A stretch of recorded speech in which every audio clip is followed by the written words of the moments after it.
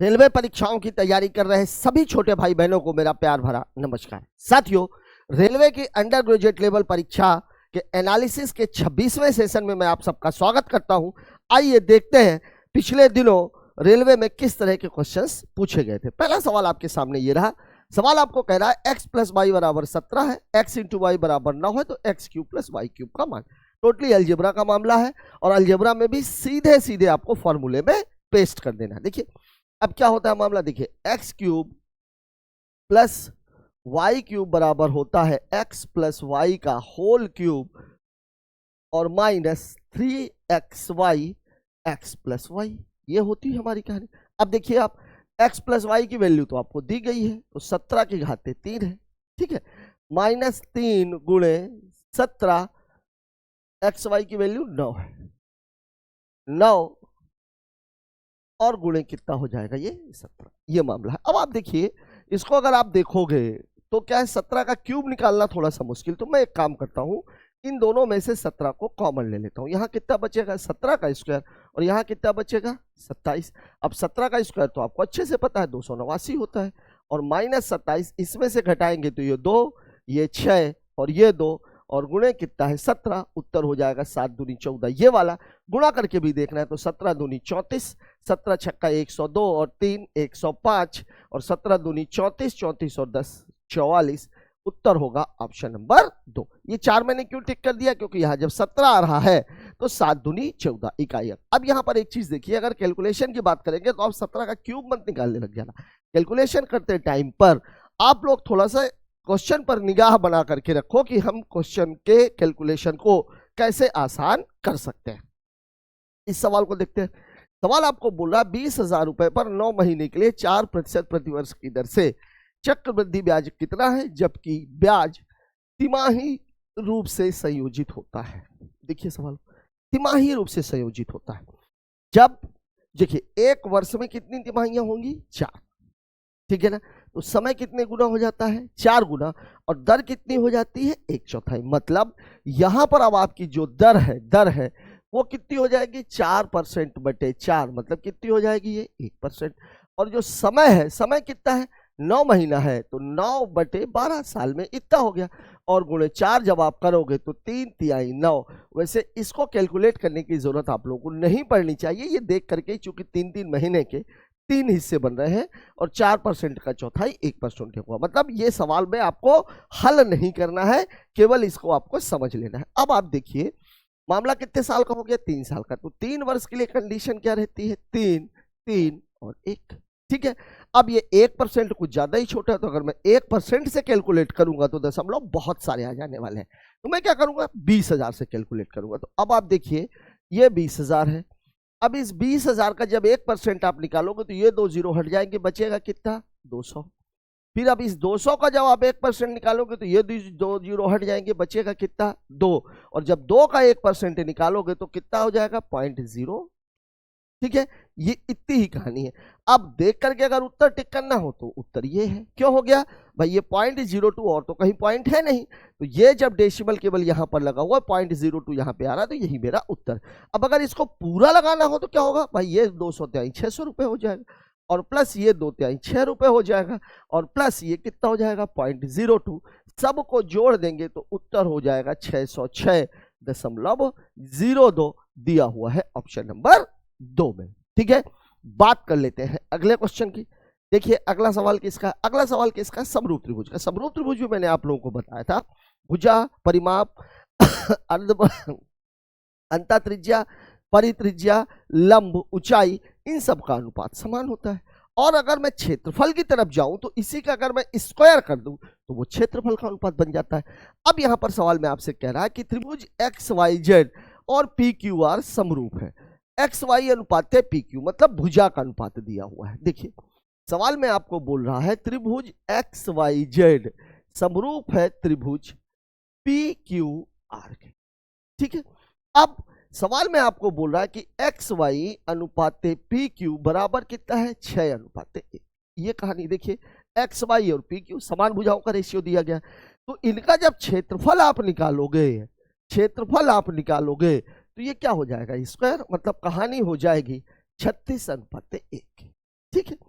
अब आपको बोल रहा है त्रिभुज पी क्यू आर का क्षेत्रफल,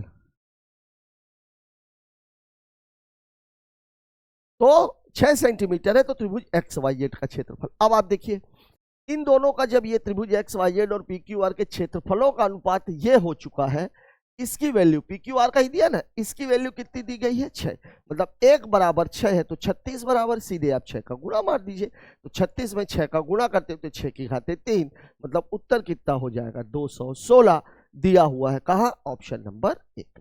लग गया क्वेश्चन, ठीक है ना। सवाल में कुछ है नहीं, इस सवाल को भी आप लोग मेंटल कैलकुलेशन से हल करने का प्रयास कीजिए।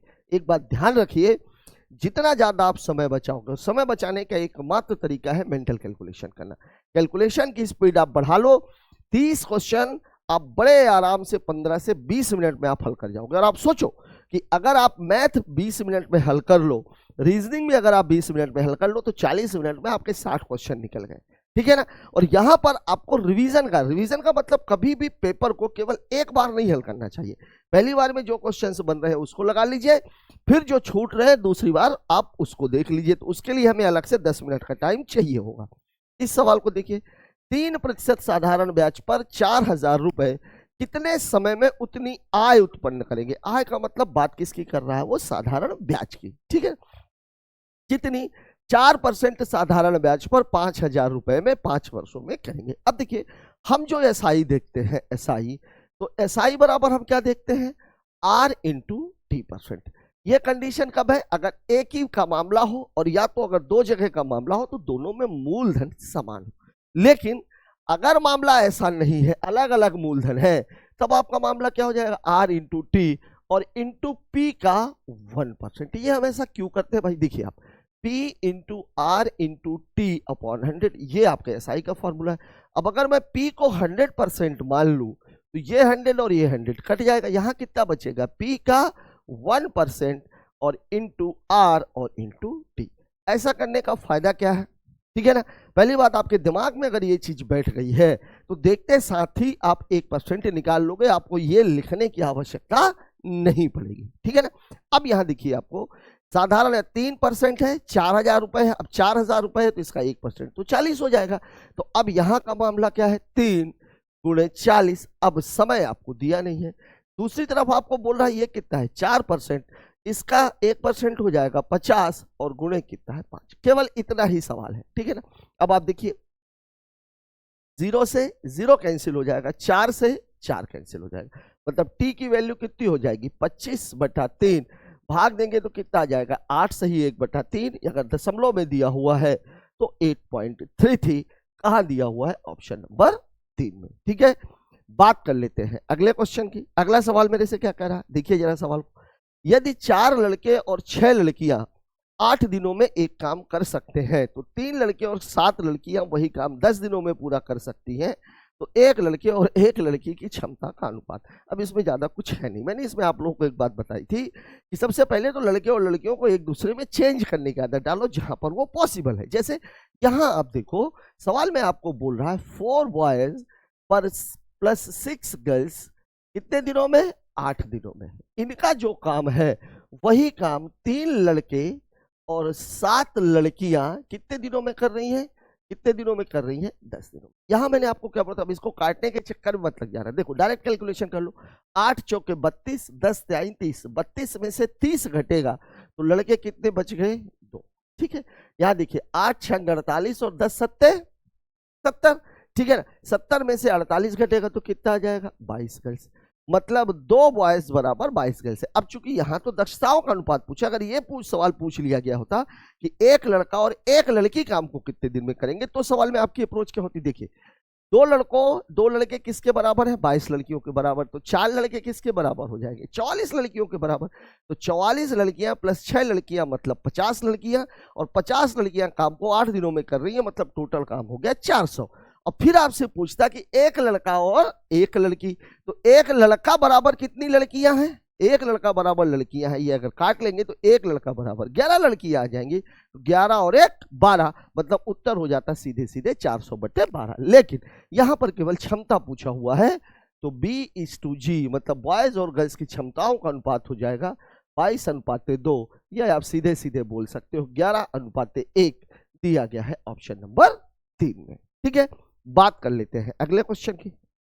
इस सवाल में देखिए, एक नाव धारा के अनुकूल 240 किलोमीटर की यात्रा 3 घंटे में, ठीक है, धारा के प्रतिकूल समान दूरी मतलब 240 किलोमीटर ही है, 6 घंटे में तय करती है, तो धारा की गति ज्ञात करें। ठीक है, अब यहाँ पे सीधा सीधा ये है कि x प्लस वाई बराबर कितना हो जाएगा, 240/3, मतलब चाल कितनी है, 80। ठीक है, और x माइनस वाई जब आप निकालोगे तो वही 240/6 मतलब 40। मतलब क्या हुआ, देखिए ये क्या है, ये नाव की चाल है, ये धारा की चाल है, तो धारा की दिशा में x प्लस वाई और धारा के विपरीत x माइनस वाई, तो ये 240/6 मतलब ये कितना हो जाएगा, 40। अब आपसे पूछ क्या रहा है, धारा की गति। देखिए धारा की गति जब निकालते हैं तो दोनों का अंतर बटे 2, और जब नाव की गति निकालते हैं तो दोनों का योग बटे 2। तो अगर मैं y की बात करूं तो y की वैल्यू हो जाएगी 80 माइनस 40/2 मतलब 40/2। उत्तर कितना हो जाएगा, 20। कहाँ दिया हुआ है, ऑप्शन नंबर 3 में। एक तरीका तो ये है। दूसरा तरीका मैं बार बार बोलता हूं कि यहाँ पर क्या दिया हुआ, दूरी समान है। दूरी समान है तो चाल और समय का अनुपात क्या होना चाहिए, एक दूसरे का अपोजिट। ठीक है, तो यहां पर भी अगर आप देखोगे तो 3 घंटे 6 घंटे मतलब मामला किसका है, डबल का। मामला किसका है, डबल का हुआ ना भाई। अगर x प्लस वाई और x माइनस वाई की अगर आप बात करोगे, यहाँ टाइम कितना लग रहा है, 6 और 3। ठीक है ना, मतलब 2 गुने का मामला है, मतलब स्पीड क्या हो जाएगी, 2 गुनी। ठीक है, तो यहां से भी आप सवाल को कर सकते हैं। ठीक है, लेकिन बेहतर यह है कि सीधा सीधा सवाल है तो आप यहीं से करके निकल जाओ, और ये तो मेंटल कैलकुलेशन में भी हो सकता है। यहाँ देखिए मैं बार बार बोल रहा हूँ, ट्रिग्नोमेट्री में कुछ आ ही नहीं रहा। ट्रिग्नोमेट्री में क्या आ रहा है, या तो वैल्यू वाला मामला आ रहा है और या तो आइडेंटिटीज वाला मामला आ रहा है, दो के अलावा। और तीसरा सवाल वो हाइट एंड डिस्टेंस से टच कर रहा है, मतलब जिसमें ट्रिग्नोमेट्री आ गई है, ट्रिगो से रिलेटेड सवाल है तो वहाँ हाइट एंड डिस्टेंस नहीं है। और या तो फिर अगर ट्रिगो का सवाल आ रहा है, मतलब हाइट एंड डिस्टेंस आ रही है, तो ट्रिगो नहीं आ रहा। और ट्रिगो में केवल 2 ही टाइप के सवाल है। अब आप देखिए इसमें वैल्यू की बात कर रहा है। अब साइन 30 की वैल्यू आप सबको पता है कि 1/, कितना होती है, 2। cos 60 और sin 30 की वैल्यू समान होती है, मतलब इसकी वैल्यू भी 1/2 प्लस cos 45 और sin 45, इन दोनों की वैल्यू भी समान होती है, और कितनी होती है, 1/√2। ठीक है, और यहां आप देखो tan 60 और cos 30 इनकी वैल्यू भी समान होती है, और दोनों की वैल्यू होती कितनी है, √3। यहां हल करेंगे तो कितना आ जाएगा, 1/4 प्लस 1/2, और यहाँ कितना आ जाएगा, 3। अब आप देखो इन दोनों का एलसीएम कितना हो जाएगा, 4, और यहाँ पे 1 + 2 और बटे कितना, 3, मतलब मामला हो गया 3/4 और ये 3/1 का। 3 से 3 कैंसिल हो जाएगा, उत्तर कितना बचेगा, 1/4। ठीक है ना, कहाँ दिया हुआ है, ऑप्शन नंबर 1 पे। लग गया समझ। ठीक है, बात कर लेते हैं अगले क्वेश्चन की। इसको देखिए जरा सा, ए और बी एक साथ काम को 12 दिनों में कर सकते हैं, बी और सी एक साथ इसे 15 दिनों में कर सकते हैं। ए सी से 2 गुना कुशल है, तो ए अकेले इस काम को कितने दिनों में करेगा। ठीक है, अब यहाँ पे थोड़ा सा ट्विस्ट है। अब आप देखो, अगर मैं क्षमता की बात करूं तो ए सी से 2 गुना, पहली बात तो ए बी दिया हुआ है, बी सी दिया हुआ है, सी ए नहीं दिया हुआ है, तो यहाँ ए बी सी तो आप निकाल नहीं सकते हो, मतलब मैं ये कहना चाह रहा हूं, देखिए ए बी और क्या दिया हुआ है, बी सी। ये कितने दिनों में कर रहा है, 12। ये कितने दिनों में कर रहा है, 15। मतलब इनका जो एलसीएम है वो तो 60 हो जाएगा, तो इसकी इफिशियंसी हो गई 5 और इसकी इफिशियंसी हो गई 4। अगली एक जानकारी दे रहा है कि ए और सी, ए सी से 2 गुना कुशल है, मतलब इसकी क्षमता अगर 1 है तो इसकी क्षमता कितनी है, 2। ये कहानी। अब आप इसमें खुद सोचो कि अगर मैं इसमें जोड़ूंगा तो a + 2b + c आएगा। एक कहानी 5 4 9। ठीक है, लेकिन यहां पर एक समस्या ही आ जाएगी कि भैया बी को हटाओगे कैसे। लेकिन अगर मैं इन दोनों को माइनस कर दूं, मान लीजिए अगर मैं इसको ए बी और माइनस अगर मैं बी सी करूं, तो ये बी और बी कैंसिल हो जाएगा, बचेगा क्या यहाँ से, ए माइनस सी। और ए माइनस सी कितना आ जाएगा, 1 आ जाएगा। और ए प्लस सी कितना है, ए प्लस सी अगर मैं देखूं तो 3 है। मतलब यहां पर किससे किसका पूछ रहा है, ए का। तो ए की वैल्यू फिर वही कहानी, वही दोनों का योग बटे 2, मतलब कितनी हो जाएगी, 2 ही आएगी। ठीक है, अब 2 ही आएगी तो सीधी सी बात है, हमारी ये क्षमता तो बराबर हो गई। यहां अगर आप देखो भैया ए माइनस सी आपने निकाल दी, ए माइनस सी एक आ रही है, मुझे दिख ही रहा है, तो आप ए प्लस सी भी चाहे तो मत निकालते। ठीक है, अब अगर आपको निकालना भी है, मान लीजिए ये अलग होता तो फिर आपका आंसर भी अलग आता। अब यहां पर आप देखो, यहां पर कहानी क्या है, ए की वैल्यू 2 ही है और हम 2 ही मान करके चल रहे हैं, तो पूरा मामला कितना हो जाएगा 60/2, मतलब कितने दिन हो जाएगा ये 30 दिन। 30 दिनों में काम हो जाएगा। किसके द्वारा? ए के द्वारा। सी का पूछता तो कितना दिन आ जाता? 60 दिन। मेरा उत्तर हो जाएगा ऑप्शन नंबर 4। ठीक है, बात कर लेते हैं अगले क्वेश्चन की। इसको देख लीजिए, किसी समचतुर्भुज का परिमाप। देखिए अब समचतुर्भुज की पहली तो आप समझ लीजिए कि मामला क्या होता है समचतुर्भुज में। समचतुर्भुज की चारों भुजाएं बराबर है, परिमाप दिया हुआ है तो भुजा निकल जाएगी। दूसरा ये होता है कि समचतुर्भुज के जो विकर्ण है वो एक दूसरे को 90 डिग्री पर समद्विभाजित करते हैं समकोण पर। तो एक हिस्सा वो समकोण त्रिभुज बन जाएगा, और जहां समकोण त्रिभुज बनेगा वहां ट्रिपलेट लग जाएगी। नहीं भी लगेगी तो वैल्यू आप निकाल सकते हो। ठीक है ना। अब अगर हमको दोनों विकर्ण मिल जाएंगे तब आपका क्या हो जाएगा भाई, जो क्षेत्रफल है वो क्या होता है 1/2 d1 × d2। ठीक है, अब आप देखिए सवाल को। यहां पर आपको बोला समचतुर्भुज का परिमाप 364 है, तो भुजा कितनी हो जाएगी? सीधी सी बात है 364/4। 4 अठे सॉरी 4 नहीं है 36, 4 एक कम 4। अब आप देखिए कहानी ये बन चुकी है आपकी। ठीक है, ये है स्थिति, ये है स्थिति। अब ये वाली भुजा कितने की हो गई है 91 की। ध्यान रखिएगा ये वाला कोण 90 डिग्री है। ठीक है, अब आप देखिए एक विकर्ण की लंबाई 70 है, मतलब ये वाला कितना हो जाएगा 35, क्योंकि समकोण पर समद्विभाजित करती है। अब आप खुद इसमें थोड़ा सा दिमाग लगाओ ट्रिपलेट कैसे बन सकती है। तो 2 ट्रिपलेट तो आप लोगों के दिमाग में हमेशा बैठे रहनी चाहिए, 3 4 5 की और 5 12 13 की। ये और इसके गुणज ये क्या होते हैं, ये ट्रिपलेट में ही रहते हैं। अब आप इसको देखो, अगर ये 7 7 और ये भी 7 से कट रहा, मतलब इसको तो आप 7 × 5 लिख सकते हो, और इसको आप क्या लिख सकते हो 7 × 13। अब आप दिमाग लगाओ, ये 5 है ये 13 है, तो 5 12 13 की ट्रिपलेट तो बन सकती है ना भाई, ये तो बन सकती है ना। और सभी में 7 का गुणा, तो यहां भी 7 का मार दीजिए, मतलब इसकी कहानी हो जाएगी 84। 84। ठीक है, तो जब 84 ये है तो 84 ये भी होगा, 35 ये है तो 35 ये भी होगा। अब आपसे सवाल में क्या पूछता है 1/2 क्षेत्रफल जो होता हो, इसका क्षेत्रफल कितना होता है 1/2 × d1 × d2। ठीक है ना। अब मैं चाहता तो इसको सीधी सी बात है कि 84 84 2 बार करोगे तो ये दो इसको आधा ही करने वाला है। ठीक है ना, तो मैं क्या करता, मैं सीधा सीधा कर देता 84 × 70। ठीक है, नहीं समझ में आ रहा तो आप ऐसे भी कर सकते हो 1/2, 2 चौके 8, 2 अट्ठे 16, काटोगे तो 84 ही आएगा। अब देखिए 7 चौक 28, कहाँ है उत्तर, ये वाला आंसर हो जाएगा। पूरा गुणा करने की भी जरूरत नहीं, 7 चौक 28, 7 अठे 56 और 2 58। मेरा उत्तर हो जाएगा 5880। तो ये बात आपको दिमाग में रहनी चाहिए कि समचतुर्भुज में समकोण त्रिभुज बनता है, और समकोण त्रिभुज है तो ट्रिपलेट लग सकती है। 3 4 5 और 5 12 13 ये दोनों ट्रिपलेट तो हमेशा आपके दिमाग में रहनी चाहिए। 4 खिलाड़ियों की औसत आयु 18.5 वर्ष है। कोच की आयु को भी इसमें जोड़ दिया जाए तो औसत आयु 20% बढ़ जाती है। अब आप देखो इसका क्या रहेगा अप्रोच।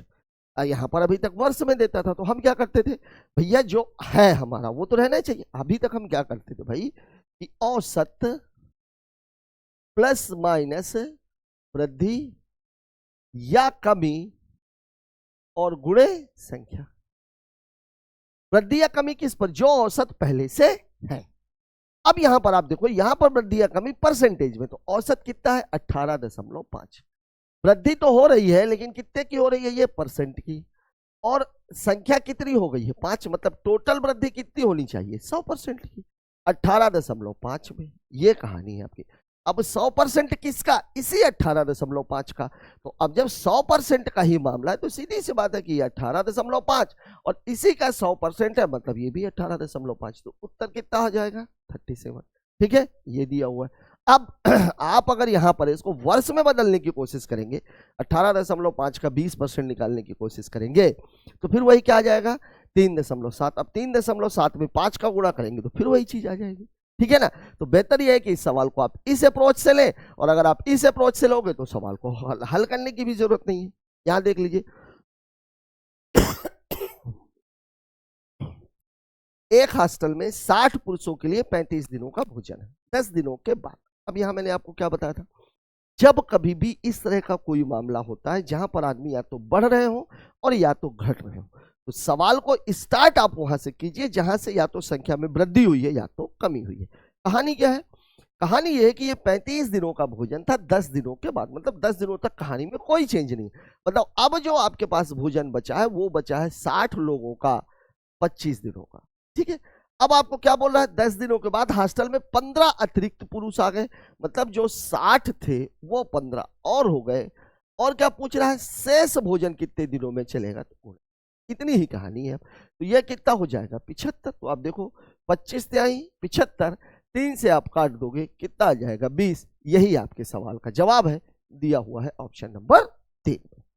ठीक है, बात कर लेते हैं अगले क्वेश्चन की। इस सवाल को देखिए जरा सा, 2 अंकीय कितनी संख्याएं 6 से विभाज्य। ठीक है, 6 से विभाज्य। अब जब 6 से विभाज्य वाली बात आ जाती है तो कहानी शुरू कहां से होती है, देखिए भाई, 2 अंकों की संख्याएं शुरू होती हैं 10 से और जाती हैं कहां तक, 99 तक, 99 तक। अब यहां पर आप खुद एक चीज देखो कि जो 6 से कटेगी वो 12 कटेगी, और यहां जो कटेगी वो कौन सी कटेगी, 96 कटेगी। अब आपको अगर नहीं आ रहा तो इसको आप ऐसे भी कर सकते हो, देखिए 99 में अगर मैं 6 का भाग दूंगा तो 6 कम 6, 3 39, 6 6 हम 36, 3 बच रहा है, 99 में से 3 घटा दीजिए 96 आ जाएगा। 10 का भी अगर आपको नहीं समझ में आ रहा तो 6 कम 6, कितना बच रहा है ये 4। अब 10 में से 4 घटाएंगे तो 6 आ जाएगा। तो यहां अगर घटाने की बात करेंगे तो 4, और अगर जोड़ने की बात करेंगे तो इस 4 को 6 बनाना है, 4 को 6 बनाना है, मतलब कितना जोड़ना है, 2। तो 10 में 2 जोड़ दीजिए, 12 आ गया। अब आप देखिए यहां पर संख्याएं हैं कितनी।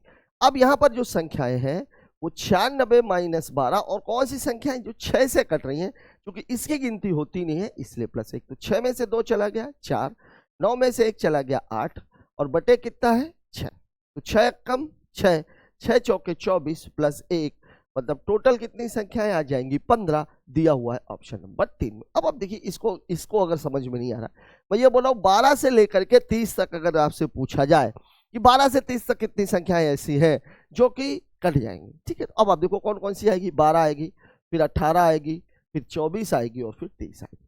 अब अगर मैं इसको लगाऊं तो कैसे लगाऊंगा भाई, 30 माइनस 12 बटे 6, 30 में से 12 घटाओगे कितना आ जाएगा 18 बटे 6, तो कितना हो जाएगा ये 3। लेकिन यहाँ संख्याएं दिख कितनी रही है, 4 प्लस 1। यहाँ वास्तव में क्या होता है, इसकी गिनती हो नहीं पाती है, तो इसीलिए हम इसमें क्या करते हैं +1। ठीक है, बात कर लेते हैं अगले क्वेश्चन की।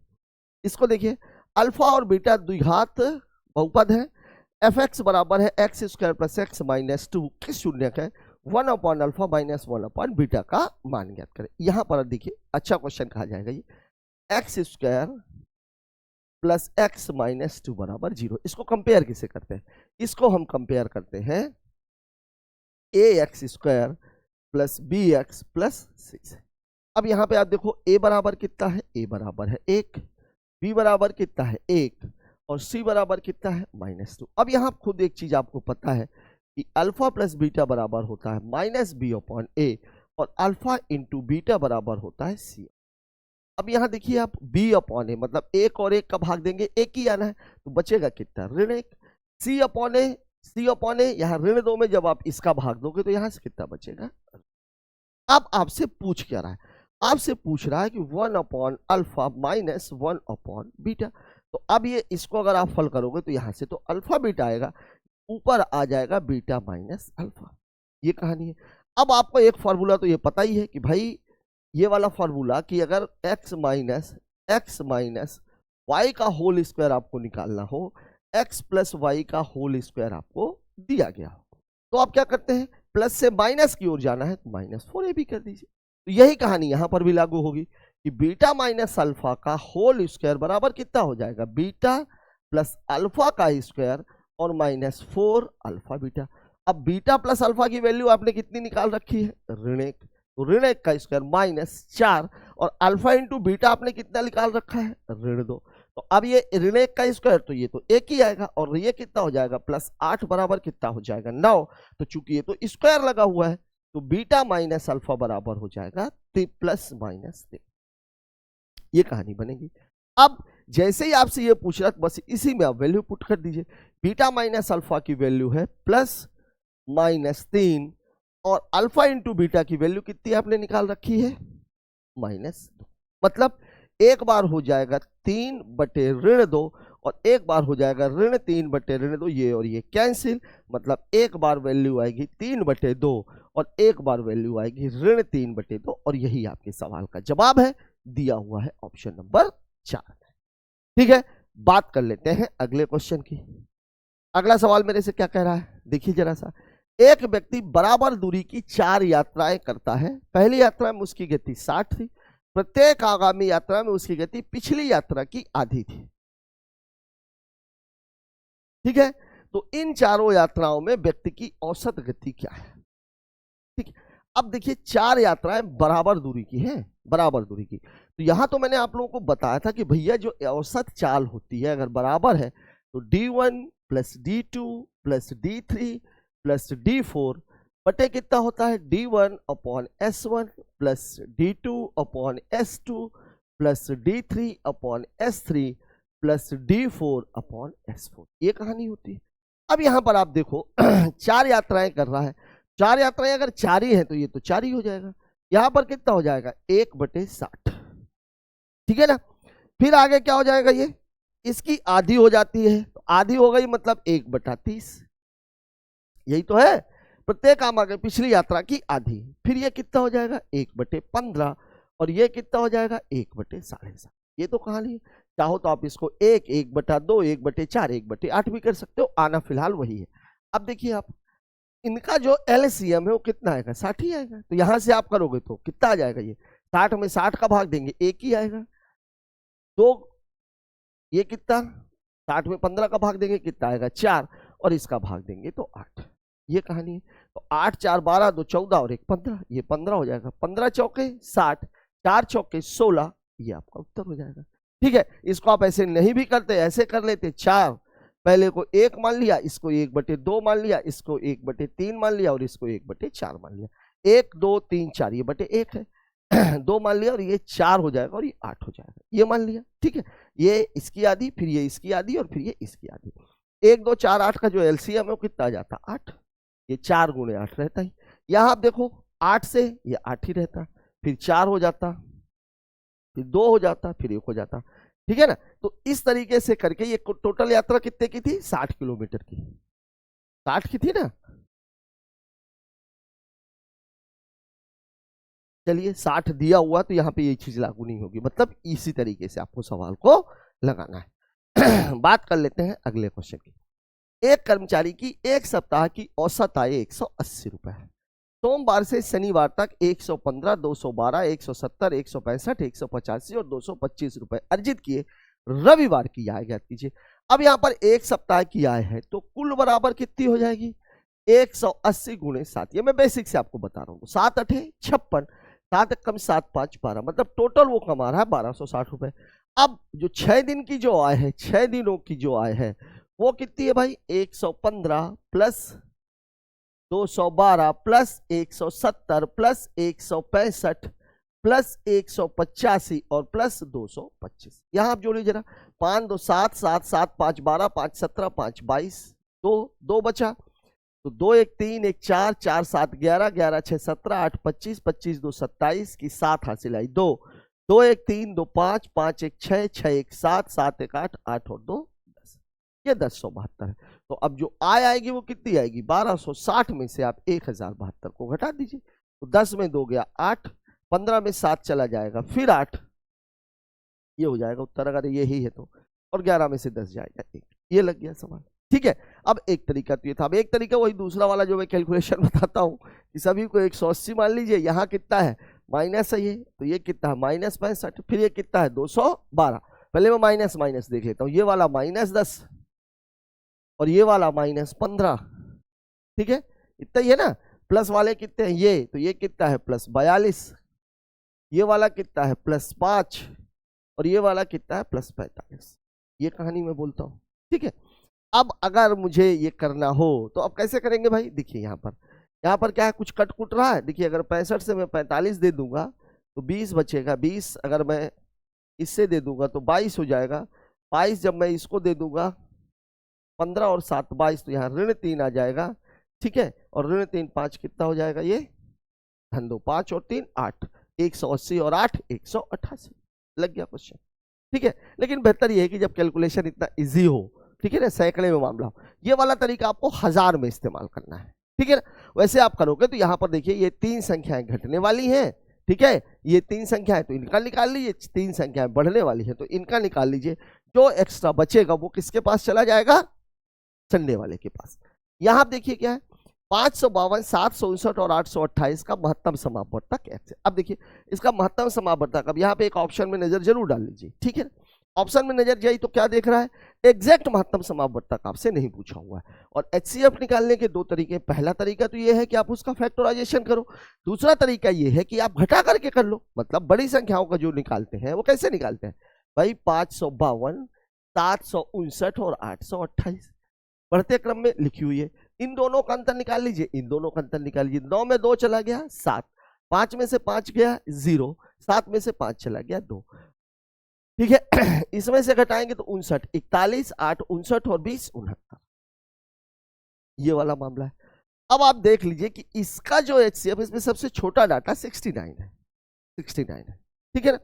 तो अब कभी भी जो आपका एचसीएफ है वो या तो 69 होगा और या तो 69 के फैक्टर में होगा, मतलब 69 से ज्यादा तो हो ही नहीं सकता, ज्यादा तो हो ही नहीं सकता। तो अब मैं इसको निकालने पे क्यों जाऊंगा अगर मुझे दिया हुआ। अब आप देखो ये 69 कहाँ फंस रहा है, 65 और 70 के बीच बिल्कुल आ जाएगा, 60 और 65 के बीच 69 आएगा क्या, बिल्कुल नहीं।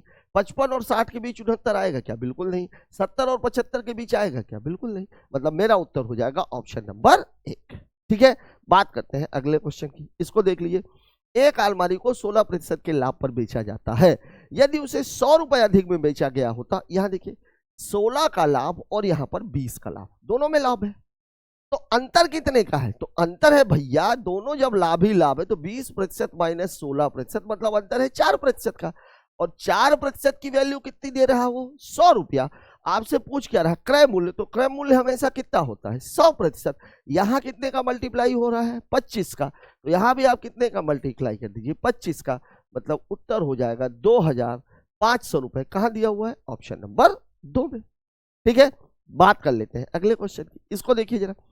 दो संख्याएं 1:2 के अनुपात में है और महत्तम समापवर्तक 7 है। अब 1 और 2 के बीच में कोई कॉमन फैक्टर तो है नहीं, दोनों ही सहभाज्य संख्या। अब संख्याओं का योगफल, अरे सीधी सी बात है, योगफल बराबर होता क्या है, योगफल बराबर जो फैक्टर रहते हैं आपके, फैक्टर रहते हैं वो a प्लस बी और इंटू क्या होता है एचसीएफ, ठीक है। तो अब ये मामला कितना है, 1 + 2 मतलब 3 × 7, 21 इसका उत्तर हो जाएगा। 3 × 7 मतलब कितना हो जाएगा, इसका आंसर हो जाएगा 21। कहा दिया हुआ है, ऑप्शन नंबर 2 में। संख्याएं पूछा होता तो 7 और 14 हो गई होती।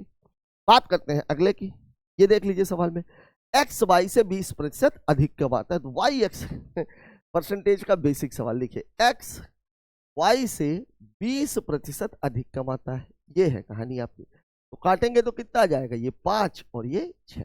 अब आपसे पूछ क्या रहा, देखिए कितने प्रतिशत कम कमाता, y किससे, x से, और प्रतिशत कम। जब केवल प्रतिशत पूछता है तो हम सीधे सीधे जो है जैसे पूछ लेता y x का कितने प्रतिशत है, तो y के ऊपर x को नीचे।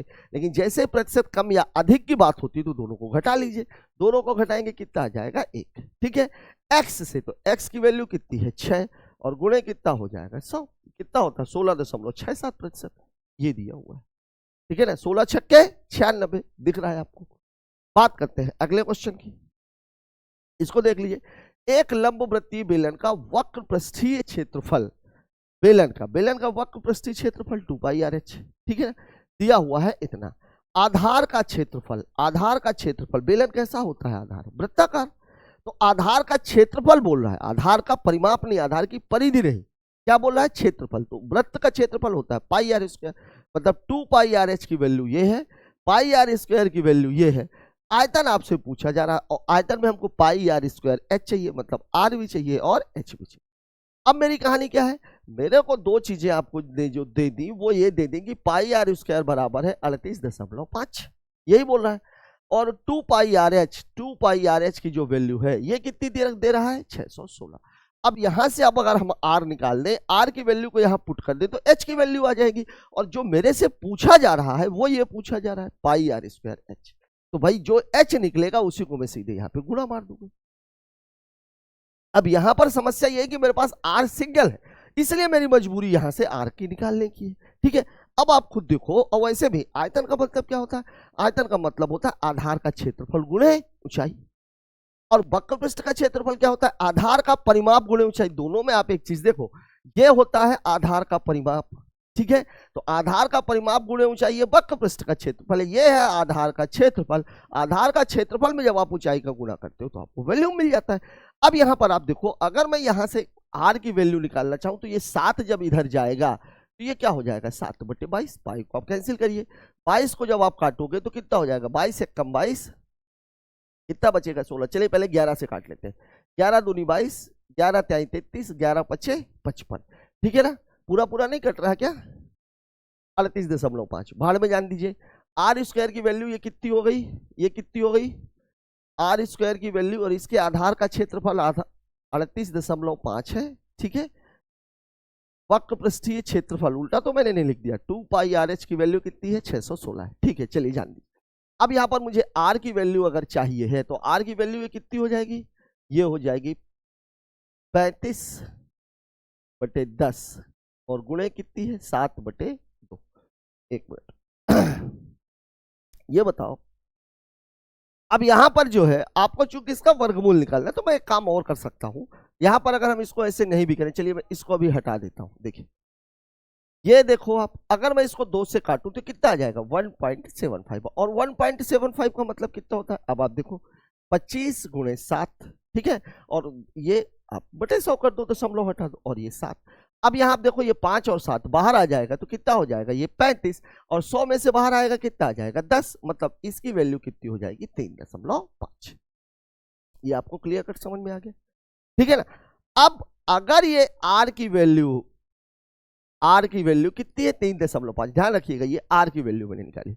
अब आर की वैल्यू को 2 पाई आर एच बराबर आपको कितना दिया हुआ है, 2 पाई आर एच की जो वैल्यू है वो आपको कितनी दी गई है 616, ठीक है।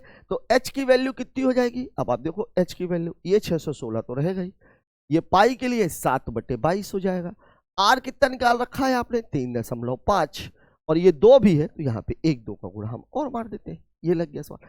22 से काटेंगे कटेगा क्या, 11 दूनी 22, 11 पचे 55, 11 छके 66 कट रहा है, ये हो गया 28, ठीक है। दशमलव को ज्यादा है तो हटा दीजिए, ये 10 हो जाएगा, 2 पंचे 10, 5 सते 35, 35 ये कैंसिल, मतलब h की वैल्यू कितनी आ गई है 28। अब आपका सवाल बिल्कुल क्लियर हो चुका है। पाई आर स्क्वायर की वैल्यू कितनी थी आपकी 38.5, तो आपको अब निकालना है पाई आर स्क्वायर एच, जिसमें से पाई आर स्क्वायर की वैल्यू मुझे पता है 38.5 है, और h हमने निकाल लिया है और वो कितना है 28 है, यही तो कहानी। अब देखिए अगर मैं इसको हल करना है मुझे तो यहाँ पर 5 आपका जितना है, तो अब आपका तरीका ये होना चाहिए कि आप इसको 2 × 14 बना दीजिए, 2 चीजें हो जाएंगी, 38 दूनी 76 और 1 77, 77 × 14, ये कहानी आपकी बनेगी।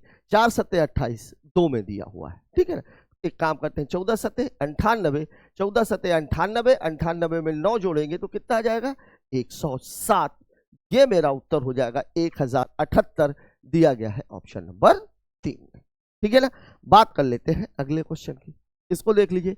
यहां पर मामला क्या है, अच्छा देखिए 2 भागे, तो 2 भागे तो आप ध्यान रखिएगा ये दोनों ही नीचे चले जाएंगे, मतलब मैं ये कह रहा हूं ये दोनों ही नीचे चले जाएंगे, ये 25 × 7 ये नीचे चले जाएंगे। अब 1500 में से अगर मुझे 275 घटाना हो तो देखिए घटाने का तरीका क्या है, इसको अगर मैं 25 दे दूं तो 300 बन जाएगा, और इसको भी 25 देना पड़ेगा, तो 1500 में से 300 जाएगा तो 1200, और 25 में दे चुका हूं तो ये 1225 हो जाएगा, ठीक है, और प्लस 300 यही है। तो अब आप देखिए 25 से अगर काटूंगा तो 25 चौके 125 नहीं है 225, 7 से काट देंगे 7, 300 में अगर मैं 7 जोड़ूंगा आंसर हो जाएगा 307, दिया गया है ऑप्शन नंबर 1 में, ठीक है। बात कर लेते हैं अगले क्वेश्चन की, इसको देख लीजिए। 20 सेंटीमीटर और 14 सेंटीमीटर मापों वाले एक आयत में से एक वृत्त काटा जाता है, वृत्त के क्षेत्रफल तथा आयत के शेष क्षेत्र। बढ़िया सवाल है, बढ़िया सवाल क्यों बोल रहा हूं मैं, देखो आप ये मान लीजिए कोई आयत है, तो जब वृत्त आप काटोगे तो भैया वृत्त तो आप इतना ही काट सकते हो ना भाई, इसको यहां तक कैसे ले जाओगे, वृत्त में तो दोनों ही तरफ चारों ही तरफ बराबर रहता है। यहां पर मामला ये अब ये देखिए ये 20 दिया हुआ है, ये 14 दिया हुआ है, मतलब इसकी जो त्रिज्या है वो कितनी हो जाएगी 7। आपसे क्या पूछ रहा है, वृत्त के क्षेत्रफल और आयत के शेष क्षेत्रफल का अनुपात, तो आयत का जो क्षेत्रफल है वो तो 20 × 14 मुझे दिख रहा है, और शेष का पूछा तो सबसे पहले मैं वृत्त का ही निकाल लेता हूं। तो जो वृत्त का क्षेत्रफल है वो कितना हो जाएगा, वो होता है पाई आर स्क्वायर, मतलब 22/7 गुणे 7 से 7 कैंसिल, मतलब कितना हो जाएगा ये 154। अब यहां पर इन दोनों का अनुपात पूछा है, मतलब वृत्त अनुपाते आयत, शेष आयत, आयत नहीं शेष आयत, शेष आयत, ये कहानी। तो इसकी तो 154 है, और आयत का जो क्षेत्रफल होगा वो कितना होगा 20 गुणे 14, और शेष की बात पूछ रहा, तो इसमें से आप 154 तो बाहर ही निकाल चुके हैं। तो 14 दूनी 28, 280 में से 154 घटाना है। अब इसको भी घटाने का तरीका आप देखो, 280 में से मैं 150 घटाऊंगा, 280 में से मैं 150 घटाऊंगा तो 130 बचेगा, 4 और घटा दूंगा तो 126 हो जाएगा ये, और ये कितना हो जाएगा 154। अब आप इसको काट लीजिए, किससे कटेगा, 6 2 8 1 9 5 4 9 1 10, इससे तो नहीं कट रहा, ठीक है ना। काटेंगे 20 अनुपात 11, 11 से कट जाएगा क्या ये, 11 कम, क्या मामला है, वृत्त का क्षेत्रफल, वृत्त का क्षेत्रफल तो यही होगा 14 सेंटीमीटर, 20 से 14 सेंटीमीटर मापो वाले वृत्त में, ये तो 154 आ गया, ठीक है। ये 280 आ गया, 280 में से 6 4 10, 5 2 7 1 8 1 1 2, बिल्कुल ठीक है। अब आपको निकालना है 154 अनुपात 126, ठीक है। काय से कट जाएगा, चलिए पहले इसको मैं 2 से ही शुरू करता हूँ, 2 7 14, 2 7 14, 2 6 12, 2 3 6, 7 से और कटेगा ये 11, ओह, और ये 9, कितना हो जाएगा उत्तर 11 अनुपात 9, कहाँ दिया हुआ है ऑप्शन नंबर 4 में। 9 अनुपात 11 नहीं होगा, 11 अनुपात, क्योंकि वृत्त का क्षेत्रफल आपको पहले रखना है, ठीक है। बात करते हैं अगले क्वेश्चन की, इसको देख लो आप। 3 पुरुष किसी व्यवसाय में 14 माह 8 माह और 7 माह के लिए साझेदारी करते हैं, उनके लाभों का अनुपात ये, मैंने आप लोगों को क्या बताया, प्रॉफिट हमेशा पूंजी और समय के गुणनफल के अनुपात में बांटा जाता है। अगर समय नहीं दिया गया है तो पूंजी के अनुपात में, और अगर पूंजी नहीं दी गई है तो समय के अनुपात में। पूंजी दी हुई है, समय नहीं दिया है, इसका मतलब समय सभी का समान था, समय दिया हुआ है, पूंजी नहीं दी गई है, मतलब पूंजी सभी की समान थी। तो यहां पे आप देखो, मतलब मैं ये कह रहा हूं कि एक्चुअल में P1:P2:P3 बराबर होता है C1T1:C2T2 और C3T3। अब यहां पे आप देखो 14 माह 8 माह और 7 माह, तो यहां तो मामला है 14 अनुपात 8 अनुपात 7।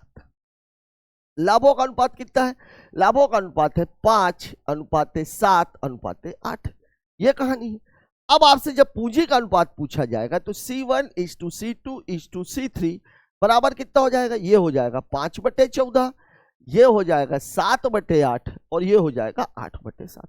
अब बराबर करना है तो 7 8 और 14 का, तो 14 और 7 तो बराबर ही है, यहाँ 2 7, 14 चौके 56, ये 56, तो 4 4 पंचे 20, 7 7 7 49, 7 8 56, 8 8 64, ये आपका रेशियो आना चाहिए 20 49 और 64, कहां दिया हुआ है ऑप्शन नंबर 1 में, ठीक है। लग गया सवाल। बात कर लेते हैं अगले क्वेश्चन की, इसको देखिए। एक व्यक्ति अपनी आय का 28%, आय और व्यय और बचत वाले में, मैंने आप लोगों को एक बात बताई थी, पिछले सेशंस में भी ऐसे सवाल आ चुके हैं कि अगर प्रतिशत वृद्धि और प्रतिशत कमी देकर के प्रतिशत वृद्धि और प्रतिशत कमी ही पूछी जाती है, तो सवाल को लगाने का जो तरीका है वो ये होना चाहिए कि आय बराबर होता क्या है भाई, आय बराबर हमें पता है कि होता है व्यय धन बचत, ठीक है। अब यहां देखिए, आय को हम हमेशा कितना मानते हैं 100, 28 बचा रहा है, 28 बचा रहा मतलब खर्चा कितना कर रहा है वो 72। अब अगर मैं इसको तोड़ूं तो 4 7 28, 18 चौके 72, 25 चौके 100, मतलब पूरी कहानी है 25 बराबर 18 धन 7 की। अब सवाल में आपको बोला व्यय में 5% की कमी, व्यय में 5% की कमी हो रही है तो -5 का गुणा, बचत में x की वृद्धि और उसकी आय में 20 की वृद्धि, यहां पर वृद्धि होती है 20 की, यहां मैं मान लेता हूं x का मामला, तो देखिए ये कितना हो जाएगा 500 और प्लस 18 पंचे 90, चूंकि प्लस मैंने इसलिए किया कि ये इधर जाएगा तो प्लस हो जाएगा, और बराबर कितना आ जाएगा 7x, तो x की वैल्यू हो जाएगी 590/7, तो 7 8 56, 3 बचेगा 7 चौक 28, 2 बचेगा 7 दूनी 14, 84.2 जो भी आए ये उत्तर ये हो जाएगा, ठीक है। 7 8 56, 3 आ गया, 7 चौक 28, व्यय में 5 की कमी, 4 7 28, 18 25, ठीक है। आय में 20 की वृद्धि 500 हो गया, 18 पंचे 90, 590 हो गया, और यहाँ 7 था x% की वृद्धि, तो x का मान, अच्छा निकटतम में पूछ रहा है, ठीक है 84.5 ही होगा, वैसे आओ 84.2 के आसपास रहा है। एक वस्तु का अंकित मूल्य 2400 रुपए है। 15, 10 और x% की 3 क्रमिक छूट देने के बाद, देखिए अब इस सवाल में इसने ट्विस्ट मार दिया। अभी तक जो सवाल वो पूछ रहा था वो क्या करता था, 2 छूटों की बात करता था, एक दिया रहता था, एक को पूछता था, तो सवाल इजी हो जाता था। a + b - ab/100 वाले से हम सवाल को हल कर लेते थे। लेकिन यहां पर अब कहानी थोड़ी सी अलग हो गई। तो ये एक बात याद रखिए, जब कभी भी 3 क्रमिक छूट देने की बात की जाए और उसमें भी ये जो डाटा है 15 और 10, अगर 20 और 10 होता तो फिर भी मैं एक बार ट्राई कर सकता था कि 20 और 10 को एक निकाल लो, 20, 10, 30, 30 में से 2 घटा देंगे 28 और दूसरी वाले को आप निकाल लो, ठीक है ना, मतलब छूट निकालने के बाद। लेकिन यहां जब भी कहानी आए तो आप कुछ मत करिए, सीधे सीधे बेसिक में चले जाइए। 2400 रुपए का सामान है, 15 की छूट मिल गई मतलब मामला हो गया 85 का, फिर 10 की छूट मिल गई तो मामला हो गया 90 का, और x की छूट मिल गई मतलब मामला हो गया 100 - x/100 का, और बराबर आपको दे रहा है 1542.24। ये कहानी, ठीक है। अब यहां देखो आप, ये तो कट ही जाएंगे, खैर ये आप पहले भी काट सकते थे, ये 17 है और ये 20 है, ये कहानी है, ठीक है ना। तो अब आप देखो, ये 2 0 और ये 2 0 कैंसिल, इसको आप 2 से काटेंगे तो 12 आ जाएगा, ठीक है। इसको काटेंगे तो ये 4 तिहाई 12 और ये कितना हो जाएगा 25 चौके 100, ठीक है। अब इस डाटा को 9, 17 और 3 से काटना है, ठीक है ना। तो सबसे पहले मैं इसको काटता हूं 3 से, तो यहां मुझे क्या दिखेगा, 3 × 5 = 15, भाग जाएगा 3 × 1 = 3, 14 × 3 = 42 हो जाएगा, और ये हो जाएगा, ठीक है ना, भाग जाएगा नहीं तो 0.08। ये कहानी हो गई। अब मैं इसको काट देता हूं 9 से, तो 9 से अगर मैं काटूंगा तो 9 × 6 = 54 ज्यादा हो रहा है, छक्का तो कितनी बार जाएगा, 5 बार, 9 × 5 = 45, 6 बचेगा 64, 64, 9 × 6 = 54, 10 कितना हो गया, 9 × 5 = 45, 6 बचा 64, 64, 9 × 6 = 54 नहीं, 9 × 7 = 63, 9 × 7 = 63, एक बचेगा, 9 × 1 = 9 और 9 दूनी 18, 17 से काट दीजिए इसको, 17 दूनी 54, 3 बचेगा 31, 17 × 1 = 17, 14 बचेगा 142, कुछ गड़बड़ हो गया क्या मामला, 9 × 5 = 45, 6 बचा, 9 × 7 = 63, एक बचा, 9 × 1 = 9, 9 दूनी 18, यहाँ तो ठीक है। अगर मैं इसको 17 से काटता हूं तो 17 दूनी 34, 17 तिया 51, 51 है, 17 तिया 51, 6 बचेगा 51, फिर से 51 हो गया, तो 17 तिया, ठीक, 17 दूनी 34, 17 तिया 51, 6 बचा, 6 बचा 61 हो गया, तो 17 तिया 51, 10 बचेगा, 17 छक्का 100। ये आपकी कहानी बन गई। अब आप देखो यहाँ पे आपके पास बचा क्या क्या, यहाँ मेरे पास बचा 100 - x = 3.36 और गुणे 25, 25 का गुणा मतलब 4 का भाग, ठीक है ना। तो 4 × 8 = 32, 4 चौके 16, और चूंकि 100 का गुणा करना पड़ेगा तो ये हो जाएगा 84। तो x की वैल्यू कितनी आ जाएगी, 100 - 84 मतलब कितना हो जाएगा 16, ठीक है।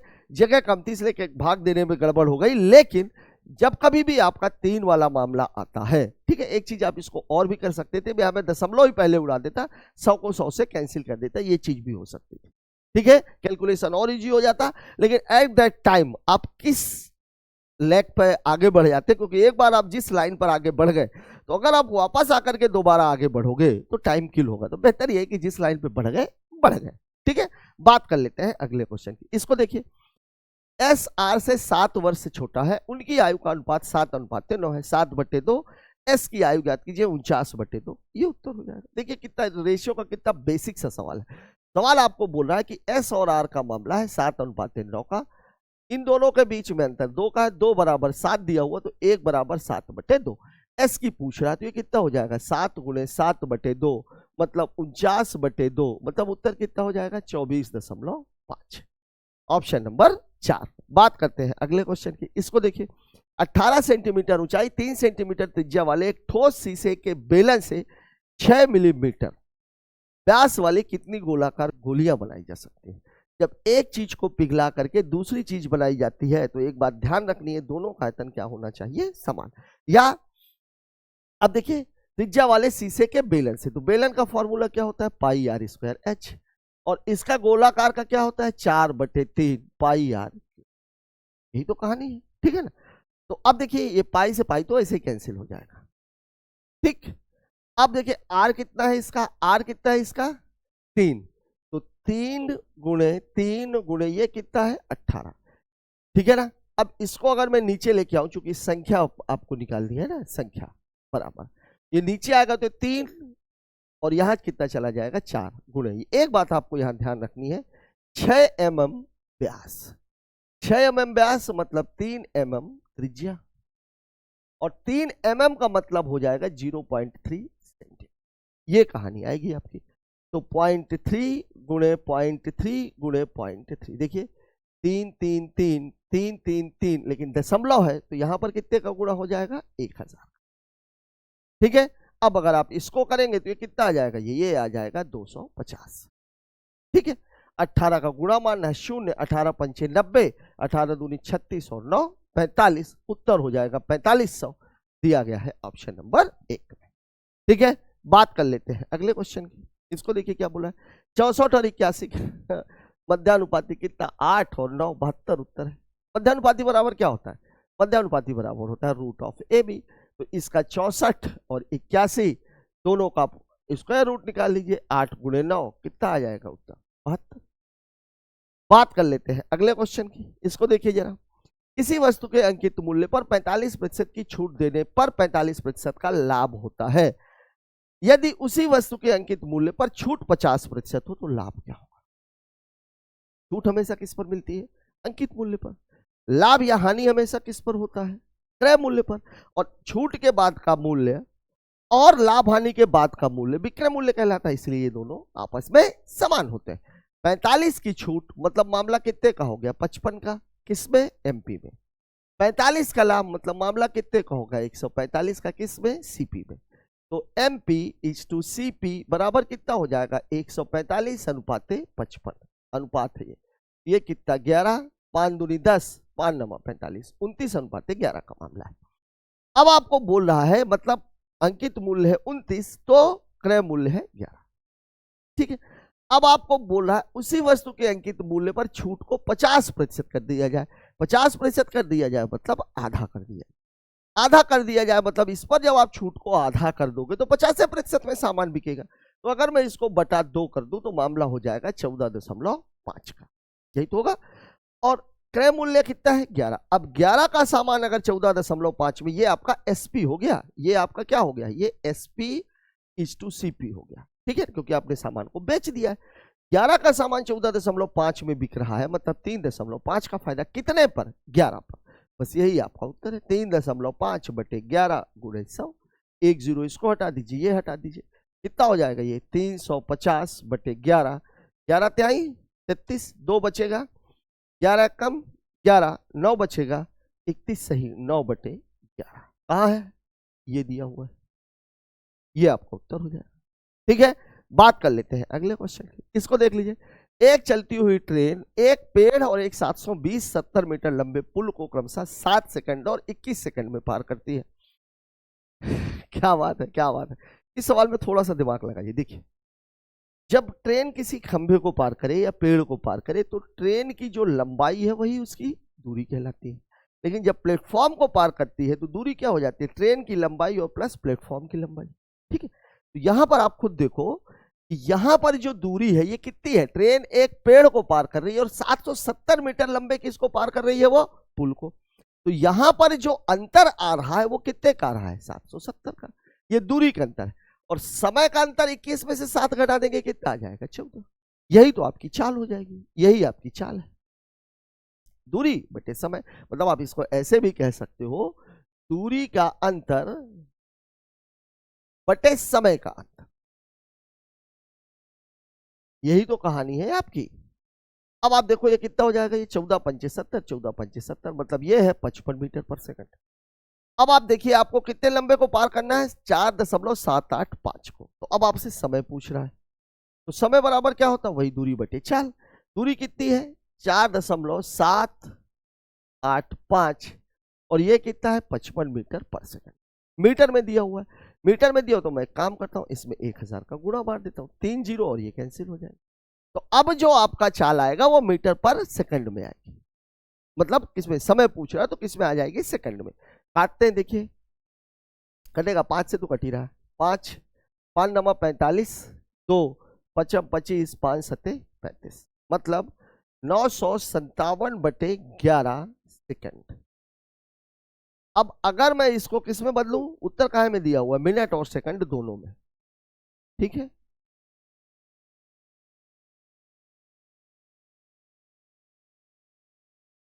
नौ 5 14, 14 7 21, 60 से कट सकता है वैसे, मिनट में अगर बदलेंगे तो। चलो मैं काम करता हूं ना, देखिए 11 नहीं है, 11 11 8 88, ठीक है, 7 बचेगा, 11 सत्ते 77, 87 सेकंड। 87 सेकंड का मतलब कितना हो जाएगा, 1 मिनट और 27 सेकंड। ये तो आ ही नहीं रहा, कुछ गड़बड़ कर दी क्या मैंने। 55, 5 से काटा, 5 नंबर 45, 2 28, 55 25, 3 5 सत्ते 35, ठीक है। 11 से लेंगे तो 11 8 88, 11 सत्ते 77, 87 सेकंड, 1 मिनट 27 सेकंड ही आएगा यार उत्तर तो इसका। इसमें 22 सेकंड दिया हुआ है, 14 सेकंड ठीक है, 55 मीटर पर सेकंड ये भी ठीक है, 4.785 किलोमीटर, ओहो हो, ओहो हो, 34 सेकंड आएगा, ये है उत्तर। अब ये देखिए कैसे आएगा, देखो आप 7 सेकंड में जब वो पार कर रही थी तो वो ट्रेन की लंबाई थी ना, और जब 1 को पार करेगी तो ट्रेन की लंबाई को भी तो पार करना पड़ेगा। मतलब ये हुआ कि इसमें आपका कितने सेकंड जुड़ जाएगा, 7 सेकंड। उत्तर हो जाएगा 1 मिनट और 34 सेकंड। ये आपके सवाल का जवाब।